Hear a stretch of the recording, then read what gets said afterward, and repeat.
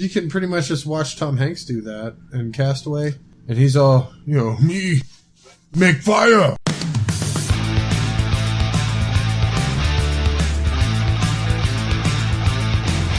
And hello, everybody. Welcome to the Jcast Experience. I am Jay Wade.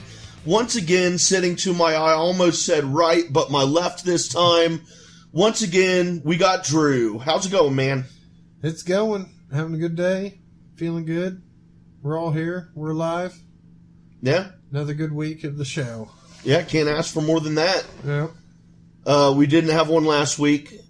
Nope. Busy, which happens. No big deal. Life difficulties and technicalities. Hey. But I was here a couple nights ago, and I was like, hey, man, has anything happened this week that's worth talking about, really? I mean, a lot of stuff's happened, but oh yeah, other than the whole political realm, has anything happened that's worth talking about? And we both kind of were like, no, not really. So yeah, not really. We're having to come up with stuff to think of something to even say. Yeah. So for tonight's show, everybody, there is no show. So everybody have a good night. Woo! It's over. No. So we're just going to go with what we were going to do last week. Which I was reading an article, and it was saying how there's a new theory that the Titanic actually went down, and it all started because of a fire in the coal room. Yeah. And actually you read that too. A pre-fire before it even left dry dock. Yeah. Yeah. So yeah, that's a heck of a good theory. But my thing is I didn't see an actual source, like who said that actually happened. I saw a name of the person who came up with this theory and did this investigation for like a year or two or something. I can't remember his name. I mean, I'm not in that world or that realm of that's knowing their names or that's anything. That's kind of my point, though. Like, yeah, unless somebody is actually going to say, I was there was a fire in there, there's no way to know. And why wouldn't they have said it before, in a way? But there's also record of something happening. There's a picture of it coming out of coming out into the dry dock. With where they painted over where the paint was boiled from the fire in that, and and those are all leads that he obviously went off of and everything else to find out this information. But it's hard to say it's at the bottom of an ocean and it happened so long ago and no one's even alive that probably even thought about putting that ship together. Yeah. No, see, I don't know if there are any. The article I read was pretty vague, and then I looked for another one, and it was pretty vague. Yeah. But so I don't know if there were any accounts of this after the fact. Someone had said, in a testimony, one of the employees, I apologize for that, down there, there was a fire, this was happening. And also, I don't know if it's just my mind playing tricks on me, but I don't know if they also said that they just took some pictures of areas that are charred from the Titanic down there. Now, I don't know if either of those are just in my imagination or whatever, but I don't know. It just, it was very interesting in the chain of events and that's what I want to know. How he found this out, his steps. I want to know, you know what I mean? I want to go through his research and see these awesome clues that leads him to this conclusion. Yeah. And I think that would be awesome. Yeah. Maybe there's going to be a book. I don't know. Maybe. Hopefully. Probably. Anything that has to do with the Titanic seems to become a book, so. Yeah. Why not? Yeah. Get a special Celine Dion accompany soundtrack with the book, do it up real nice. Pop up Leo book. He pops up at a random page and I've never seen that movie. You really? No, I've probably altogether probably 15 minutes of it. All right, I'm gonna go ahead and say I watch a lot of movies. Yeah. Me too. I just couldn't take it just seemed way too over glorified romance for me to want to watch it. Right. And I could be wrong. I could totally be wrong. No, there was a lot of romance BS. But real quick, when you said that you've never seen it, it made... I've got to get off subject here and just tell a quick story. When it came out and it was in the theater, I was hanging out with a friend of mine and his girlfriend, and I got to their house, like, what are we going to do tonight? And it was like, well, we're going to go see Titanic in the theater, okay? Oh, my. So, yeah. So, it was freaking epic, dude, when I saw it. Yeah. So, we go in here to the theater, and it was funny because me and his old lady sat next to each other, and we had become friends through school. That's where they had met, and she was in one of my classes. And anyway, so she and I are sitting next to each other, and he's sitting on the other side. He had to sit front row. It was more his idea. She didn't want to go see it, and I didn't want to go see it. He picked it, but won. Oh, okay. Wow. Yeah, so we go in there, we're watching this movie, and, you know, I had all these expectations about what it was going to be, and it shattered every expectation I ever had, dude, and it was just absolutely terrible and so much worse than I thought. But that's what I thought it was. We sat there. This dude had to sit there through the whole credits and all that, okay? The credits go up, the lights come on, his girlfriend nudges me and is chuckling and goes, look at so-and-so, I'm not going to name drop, but, you know, look at so-and-so, and I look, and dude is crying like a little girl who just got her candy stolen on Halloween from her big brother. I mean, just bawling, dude. Wow. Yeah, but anyway. But when I read... Awesome. I know, right? And it's fun to tell that story when I can name drop, because you'll be like, dude, what? Yeah. But when I first read the story about this theory... on the Titanic, I was like, man, it's things like that where we know the end result, but we don't know what really caused it, or we think we know what caused it, you know, that got me thinking, well, I've been thinking about this for years, but it got me thinking about it again, that I would love to be able to pretty much be a fly on history's wall, dude. Oh, yeah. And here's my rules, all right? You travel back in time. I don't know. I don't care how it's done. I could just be sitting here and it's all mental for all I care. I don't care how it happens. Virtual reality. Yeah. Whatever, dude. But you physically travel there. Yeah. But, you know, just, it's all mental, whatever. I just think I want to go here and then I'm there. Yeah. But you can travel anywhere in time and no one can see you. No one can hear you. No one can interact with you in any way, and nothing there will affect you. Like, you can't die or get hurt or anything like that.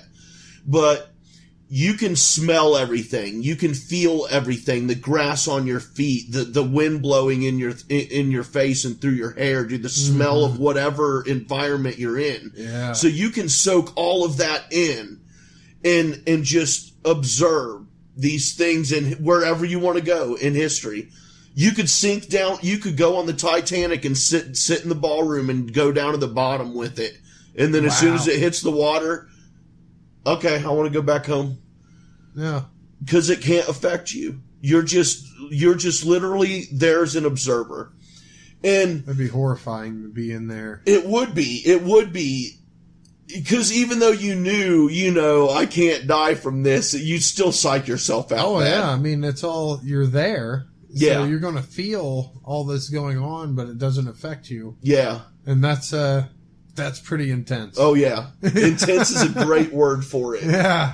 So, you know, I wanted to kind of, and we'll do this more than just tonight for sure, but just kind of talk about some moments in history that we'd like to be a fly on that wall and experience and see things and just see how things really went and not just how we think they probably went. Yeah. So, and, yeah. So let's do it. What's your What's your number one? My number one, and it goes back to the beginning-ish without going to dinosaurs, but I mean, who wouldn't absolutely pick dinosaur times? Obviously. We could talk about that for be amazing. Freaking days, dude. And scary as hell. Yes, so much fun. For real. But other than that, I think it would be really interesting to see the first time that humans figured out how, not how, but that they could make fire.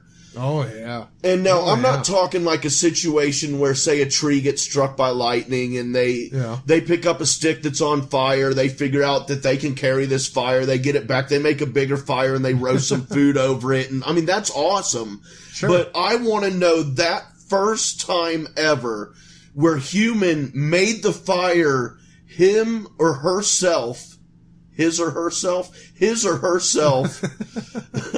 I want to be correct on some of this. I pride myself on grammar, except for texting. Maybe you just ruined your grammar. Maybe it was the other way. Who knows?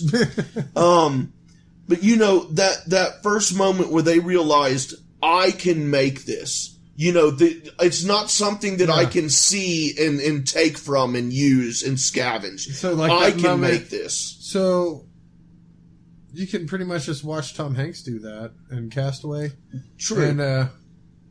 And he's all, you know, me make fire, you know, and beats on his chest and stuff. Oh, yeah. I imagine it went along, maybe not those words, but like that and a lot of whatever high-fiving was then at that point in time. Like the people around him, like, whoa. Was it like that, though? Or was it like, you know, he accidentally did it? Yeah. And it scared the shit out of him. I think that's what happened was... Because when you think about the time, okay, what were their tools and what were they made out of? Okay, right. More than likely stone, you know, and wood, obviously. Easier things to carve with or whatever. But say you're making something out of another, and flint is obviously easy to find a broken piece that has a sharp edge on it, so they're using it to cut, and maybe they're cutting it on top of a piece of stone. Right. Okay, so then they're using that, and they're say near a pretty dry patch of grass or something, and just like you see with flint and stone, normally a spark happens, the spark ignites a fire, and that becomes, you know, the first fire. I mean, in my eyes, that's the only real explanation of how it would evolve for them to actually make it, even on accident. Yeah, you know? and you said the key thing that I was about to bring up right now. The by accident thing is, you know, because you've got all those times that they accidentally hit those rocks and a fire started and they didn't know what it, like how, they probably maybe knew what it was from, like I say, trees being struck by lightning. They probably saw it before. Yeah. But, you know, they didn't know how it started right next to them. Yeah, exactly. But that moment, that very first moment where he realized that he did that by striking that stone. Yeah. Or he was looking through a gem or a piece of glass, because, I mean, glass isn't man-made necessarily. Yeah, so, exactly. you know, that moment where he realized, you know, wait a minute, that was me. And then he strikes that stone again, because he's that curiosity of, you know, wait a minute, can I do it again? Yeah. He does it again and he realizes, I'm doing this, and this is how I'm doing it. That was me! Yes. Oh, yeah. And then there comes in the, exactly. Me make fire! You know, which it probably wasn't English whatsoever. It was, you know, but also it could have been a rock slide, where, say, a rock was just rolling and he watched it hit this other rock and it created a spark and it just caught it on fire, and he's like, whoa, how did... I've seen that just happen. True. That just happened. You know? Yeah. Could have been something like that. I think the odds are... And trying to recreate it? Yeah. I think the odds are that because of the tools and stuff that they would have been using, you know... I mean, they had a lot out of bone, though, too, I guess, at the same time. But rock and wood, you know, rocks are just around. You'd have to assume they're using it for something...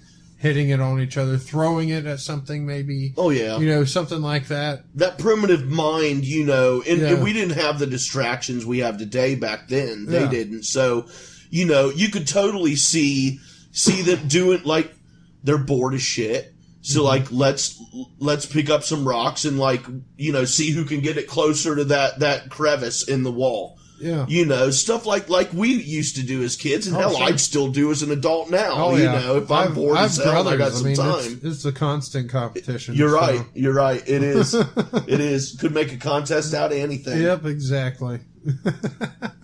But it just, I think about that sometimes specifically, and think of the heat, because you're there, you're feeling what they're feeling, you're seeing what they're seeing.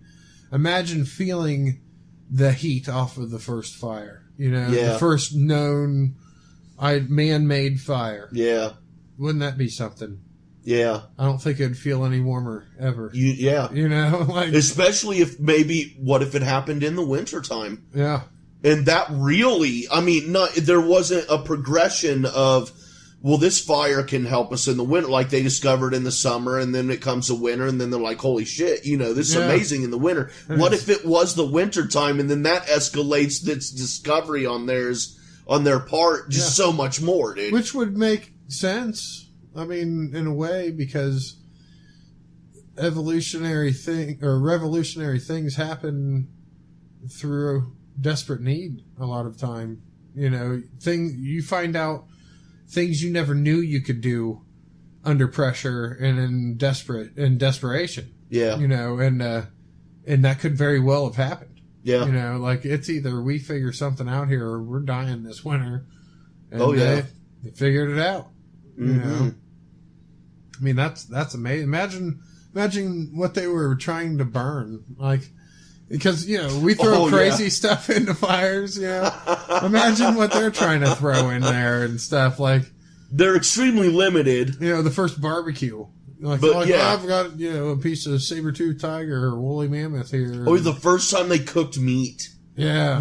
Now that one could be whether that was before or after they learned they could make fire is irrelevant on that one. But exactly. Yeah, imagine that too, dude. The first time they cooked meat and realized that, like, sorry, vegetarians and vegans, but oh man, that just sounds amazing. Well, before that, I'm sure they'd eat it raw and shit. Oh yeah. You know? Yeah.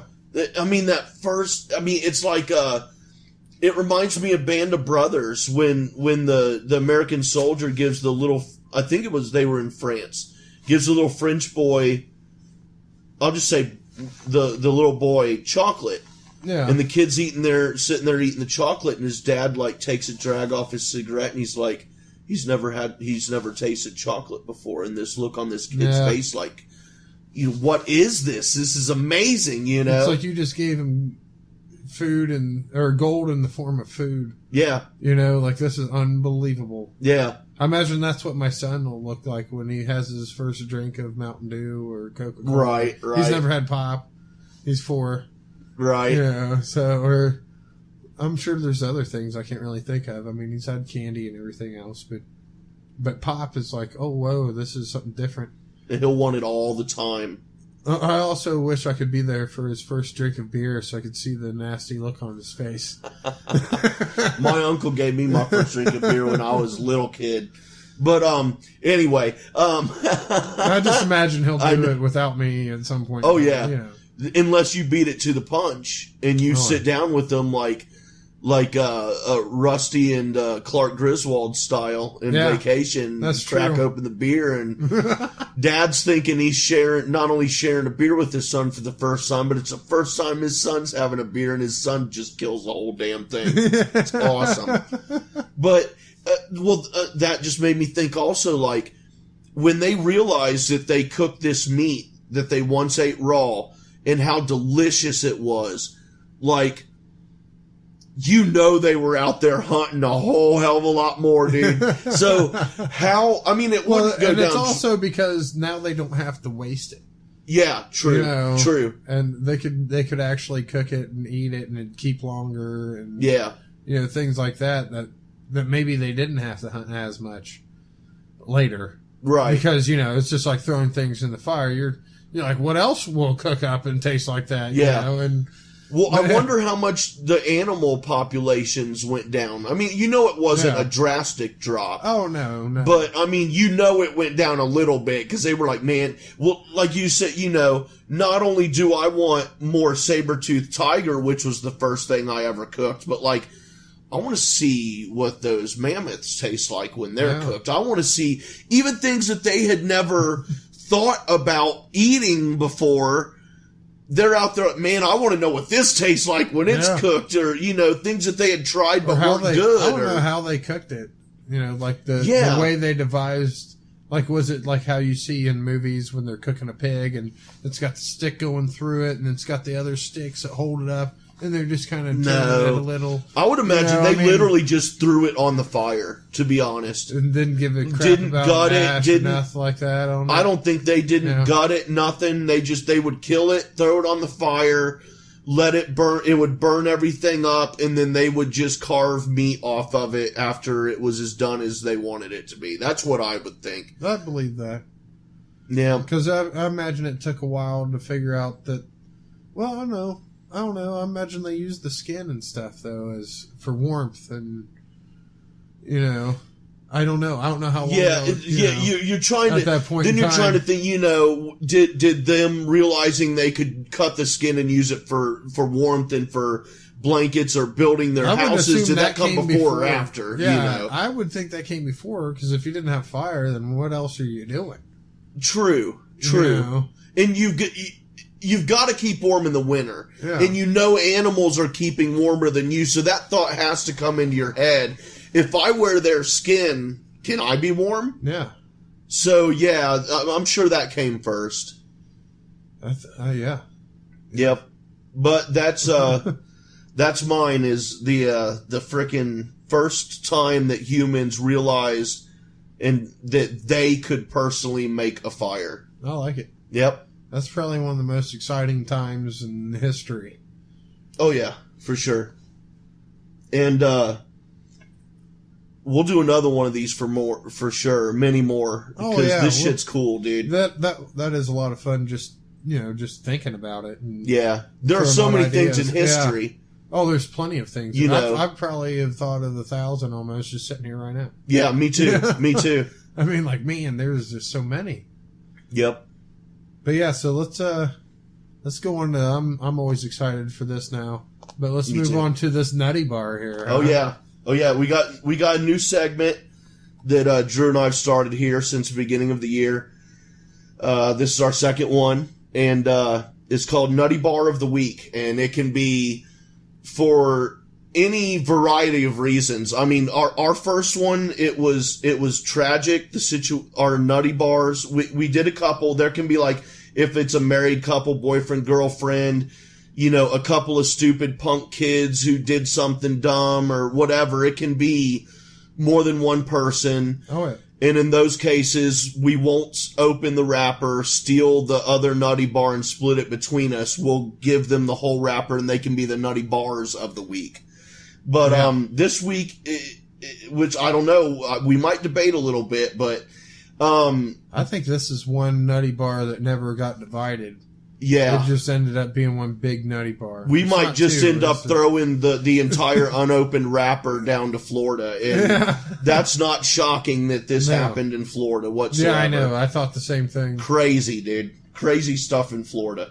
Sorry, people in Florida. Yeah, I've met some really great people down there. But this cat, I'm not sure where he's from. Bradley Gene Hubbard. Jean. Gene, huh? Yeah. All right, cool. Just making sure, because I've seen it spelled with a G and didn't know if they were going for a Jean or... No, that's spelled just like jeans. Jean. True. Yeah. True. So I went with Gene. Bradley Gene Hubbard, 23 years old, from Florida. I don't know, man. I'm just going to go ahead and let you tell us what happened here. Well, this guy got charged with bestiality. Be a little more plain than that. Some people, I mean, I hate to say it, but some people might not know what that means. Okay, so. Well, what that, and it specifies it more in the actual charges, where it's and hurting, killing, or causing pain by sexual activity. Okay? That's pretty much the definition, against an animal. Of course, against an animal. And I'm going to call him Gene just because I like it. We'll go with Gene. But, good old Gene. Good old Gene here decided that he's going to take his pit bull, right? It was a pit bull. Yeah, it was a pit bull, a female named Baby Girl. Baby Girl. Which makes it even more sad. That's a sweet name, and I love pit bulls, dude. Yeah. Such nice dogs. Well, and it says that it's happened possibly hundreds of times over 3 years. Yeah, over a 3-year period. Mm-hmm. Okay, he was taking this animal, taking baby girl in his bedroom, and just doing unmentionable things to her. He was having sex with her. Yeah, I mean, it's terrible. He was screwing her. Yeah, and just sick. Yes. But even as sick as that is, people knew about this. Yes. Okay. At least 2 people from the article I read. Yeah. And not only that, there was a hole in his door from where he got angry and punched a hole in the door. Yeah. Where you could see him doing this. Yeah. So was he ashamed of such thing? No. I would say not, no. I mean, why even close the door at that point? Yeah. You know? Yeah. But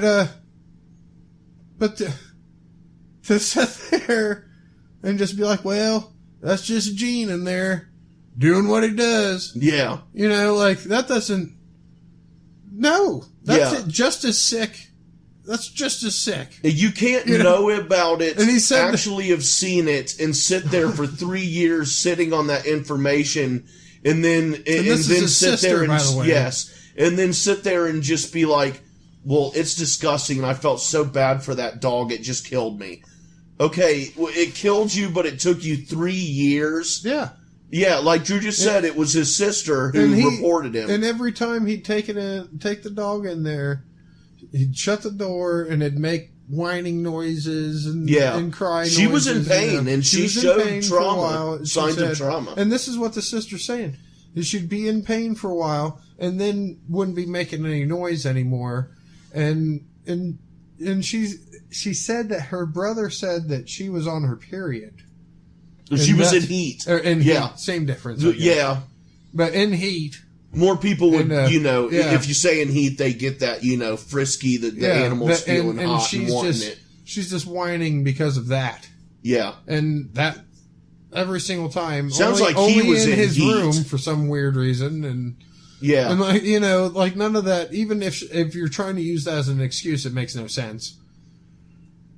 So she's just as dumb, obviously, and sick.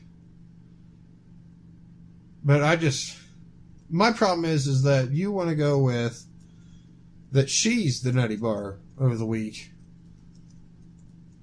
Well, yeah, because, all right, well, first of all, again, sorry to people in Florida, but first of all, this coming out of Florida is no surprise that someone in Florida would screw their dog. That doesn't surprise me. Yeah.